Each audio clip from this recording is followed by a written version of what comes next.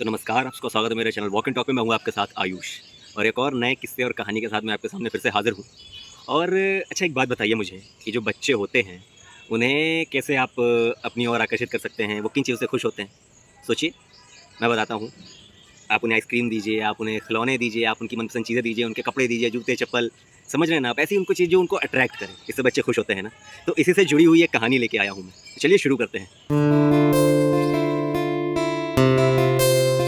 हमारा भारत देश तरह-तरह की चीज़ों से जो एक समायोजित होकर हमारा जो भारत देश बना है, इसमें तरह-तरह की अनोखी चीज़ें हैं। एक ऐसी अनोखी चीज़ लेके आया हूँ मैं कि जिसको आप सुनकर हो सकता है थोड़ा-सा असमंजस में भी पड़ जाएँ, हो सकता है आप जाके तुरंत रिसर्च करें, हो सकता है गूगल करें, कुछ भी करें, हो सकता है बहुत से लोगों को पता भी हो। लेकिन आपको पता है कि जब हम किसी मंदिर जाते हैं, तो सबसे पहला काम हम क्या करते हैं? उस मंदिर के बाहर हम लोग अपने जूते-चप्पल उतारते हैं। सही बात है ना?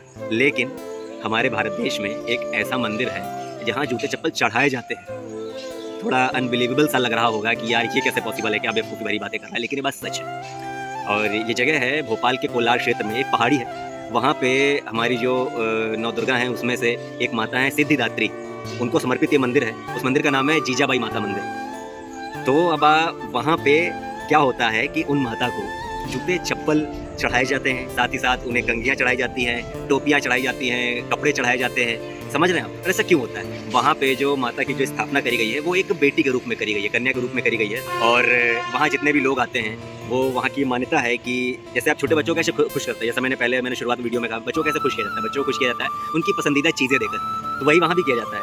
वहाँ माता को उनके पसंदीदा जूते-चप्पल, छोटे-छोटे, समझ रहे हैं आप, कपड़े और कैप और मतलब तरह-तरह के खेल-खिलौने, मतलब जो आप बच्चों को देकर खुश कर सकते हैं, वो वहाँ सारी चीज़ चढ़ाई जाती हैं। इसके पीछे मान्यता कही जाती है कि वहाँ पे जो माता का विग्रह है, वो एक छोटी बेटी के रूप में है और आप जब बच्चों को खुश करेंगे, तो वो भी आपकी सारी मनोकामनाएँ पूरी कर देंगी।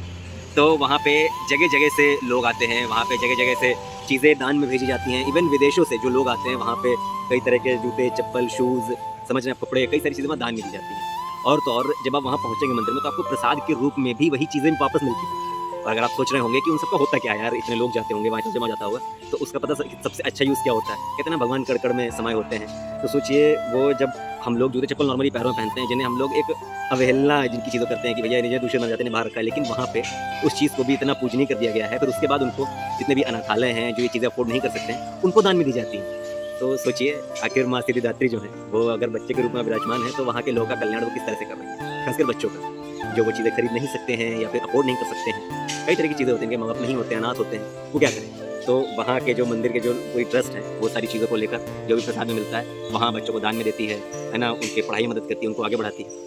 तो ये वो मंदिर है जो मैंने आपको कहानी बताई कि आखिर जूते-चप्पल उस मंदिर में चढ़ाए जाते हैं, जिन्हें हम लोग अमूमन मंदिर के बाहर उतार के जाते हैं। तो हमारा भारत देश तरह-तरह की चीज़ों से मिलकर बना हुआ है, तरह-तरह की चीज़ें इसमें होती हैं, अनोखी चीज़ें होती हैं।